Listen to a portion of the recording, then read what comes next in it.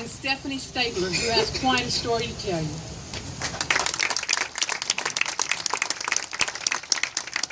I'd like to start off with Doug. He's going to tell you a little bit about what's going to take place.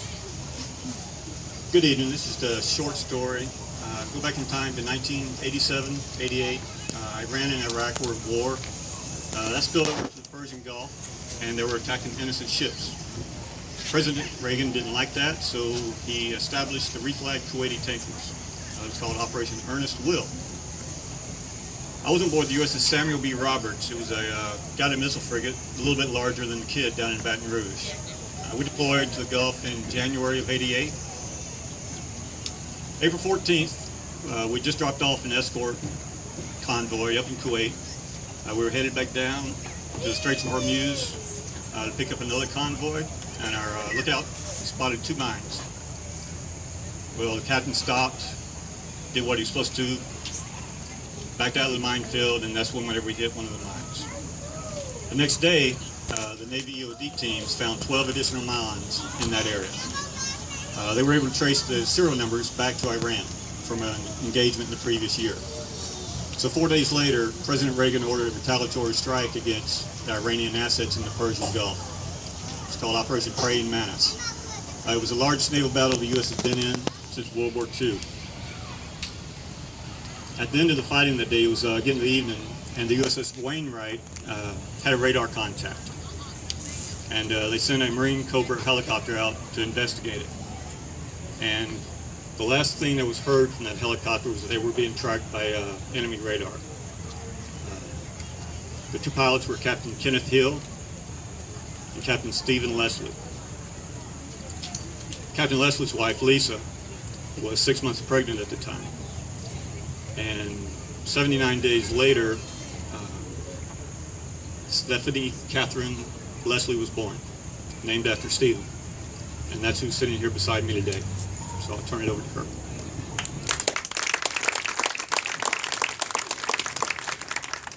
Thank you. Just bear with me. It's my first time ever speaking, and as you can imagine, it's a very emotional thing for me to speak about.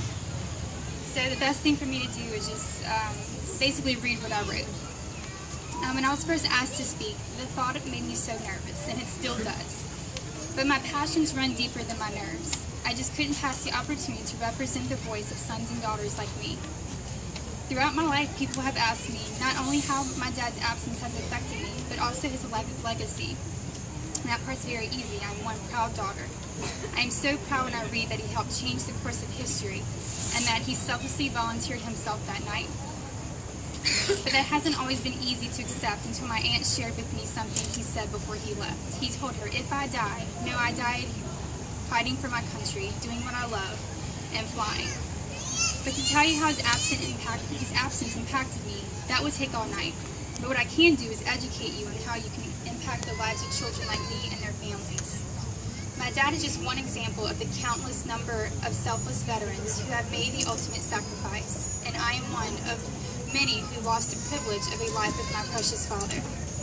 I'm here to remind you that you can serve our country too, by stepping into our lives and our families' lives. You often won't know who is in need of your touch. We are all around you. We just often mourn quietly and humbly. But if you do know, please make sure to make a place for that child in your life. Whether it's getting your family together to cheer them on in their baseball game or proudly attend their graduation, I assure you, it's those moments that mean so much. Here's an example that touched me from the public that didn't even know my father. When I was in the 9th grade, my class selected me Sweetheart that year for our annual Sweetheart Dance. I was so excited. My mom took me shopping for my dress. I found the perfect dress. That night, once we were presented to the dance, we had to dance with our escorts. Then the dreaded announcement came, "Fathers, come take your daughters for a dance." My poor escort, he had no idea the pain of that announcement for me, so I was left there standing alone on the dance floor. I immediately felt tears building strongly. I just knew I was about to break. My heart was racing. I felt like everyone was staring at me. I just hung my head and began to slowly back off the floor. I was completely embarrassed. Then suddenly I was stopped, and someone stepped in and took me to dance. When I looked up, it was our principal at the time, Mr. Percy. He proudly twirled me around the room. I felt immediate relief and was completely touched. My tears became tears of joy. He had no idea what he had done for that little girl that night.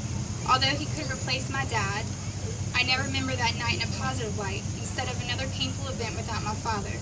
I can think back on that night without so much pain and just smile because someone cared enough to take place for me in his life at that moment. To Mr. Percy, that may have been the smallest act, but for me, I never forgot. I know my dad will definitely thank him for that one day. I asked my mom later, how did that moment and others like it make you feel? How did it affect you? And she said, it gave me a sense of pride, but also security. It gave me confidence knowing I was not alone, and it helped me to know he didn't die in vain. Because the impacting us, the children, impacts our parents too. Don't be afraid to step in. We need you and our families need you. Whether for a child of a fallen soldier or deployed soldier, take your place, take action, and support and applaud their accomplishments. We need it more than you can imagine. And in closing, I would also like to remind you how important it is to fly our flag so proudly in your home. Every time I see an American flag, I think, thank God that person is proud to be an American, because that is what my dad died for.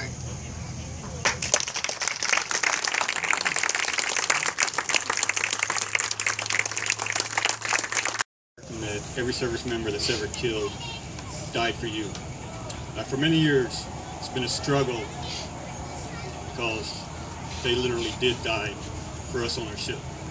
And all these years, all I want to do is say thank you to Lisa and Stephenie, because nothing we could ever do as a crew would make up for the loss that they had. But I just hope a simple thank you.